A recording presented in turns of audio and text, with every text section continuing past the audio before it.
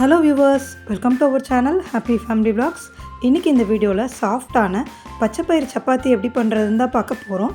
அதுக்காக நான் 1 கப் பச்சைப்பயிறு எடுத்து 6 மணி நேரம் ஊற வச்சு எடுத்துர்க்கேன். இப்போ நம்ம ஊற வச்ச பச்சைப்பயிரை வாஷ் பண்ணி எடுத்து மிக்ஸர் ஜார்ல சேர்த்துக்கோங்க.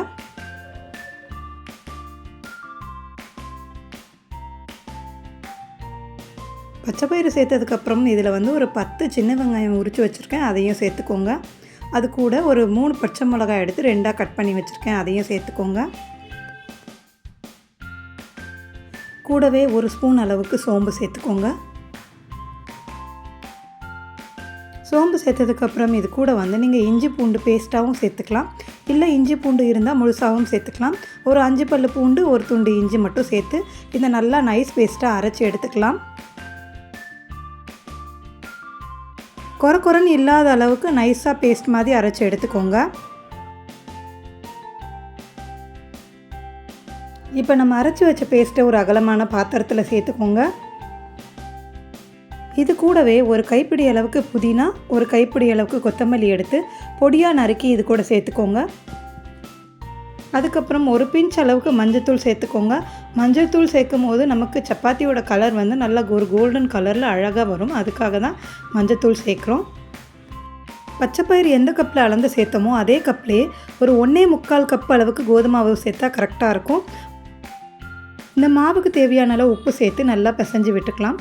உங்களுக்கு கொஞ்சம் தண்ணி விடுற மாதிரி இருந்ததுன்னா நீங்கள் கூட கொஞ்சம் கோதுமை மாவு சேர்த்துக்கலாம்.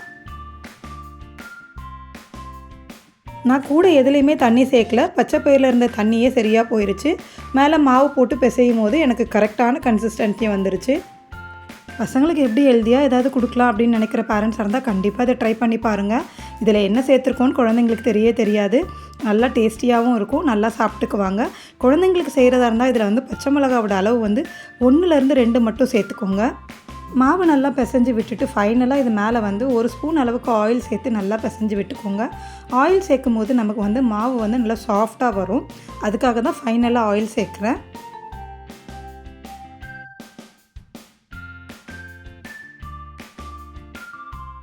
இப்போ மாவு நல்லா பிசைஞ்சு விட்டாச்சு. இப்போ வந்து ஒரு தட்டு போட்டு ஒரு 1/2 ஹவருக்கு அப்படியே மாவு ஊறட்டும், அதுக்காக ஒரு சைடில் வச்சுருங்க.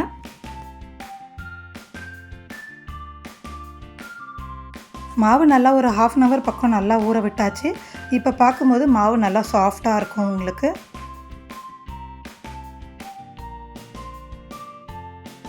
இப்போ மாவு வந்து நம்ம மீடியம் சைஸ் பாலாக உருட்டி எடுத்துக்கலாம். உருட்டிட்டு சப்பாத்தி போட ஸ்டார்ட் பண்ணலாம்.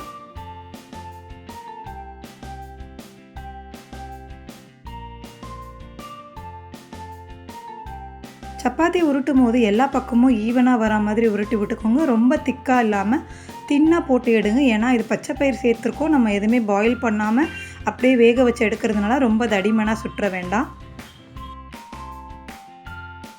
ரொம்ப அழுத்தம் கொடுத்து உருட்ட வேண்டாம், நல்லா ஜென்டிலாக அப்படியே ப்ரெஸ் பண்ணி எடுத்திங்கனாலே மாவு நல்லா விரிஞ்சு வரும். நான் இன்றைக்கி வந்து ட்ரையாங்கிள் ஷேப்பில் ட்ரை பண்ணியிருக்கேன். உங்களுக்கு ரவுண்ட் ஷேப் வேணும்னா பண்ணிக்கலாம். ரவுண்டே ஈவனாக வரணும் அப்படின்னா நீங்கள் ஏதாவது ஒரு மூடி வச்சு கட் பண்ணி விட்டுக்கலாம். ஆனால் இந்த மாதிரி ட்ரையாங்கிள் ஷேப் பண்ணும்போது சப்பாத்தி நல்லா லேயராக பிரிஞ்சு நல்லா உப்பி வரும். இப்போ சப்பாத்தி உருட்டி எடுத்தாச்சு. ஒரு பேனை ஹீட் பண்ணிக்கோங்க. 2 பக்கமும் நல்லா திருப்பி விட்டு வேக வச்சு எடுத்திங்கன்னா சூப்பரான பச்சைப்பயிறு சப்பாத்தி ரெடி. ரொம்பவே ஹெல்த்தியான ப்ரோட்டீன் ரிச்சான ஒரு பிரேக்ஃபாஸ்ட் நீங்கள் உங்கள் குழந்தைங்களுக்கு கொடுக்கலாம்.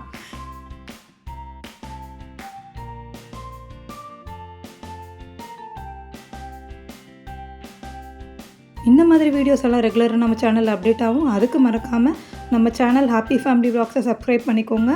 அடுத்து ஒரு சூப்பரான டிஷ்ஷோடு வரேன். அது வரைக்கும் see you, டாட்டா.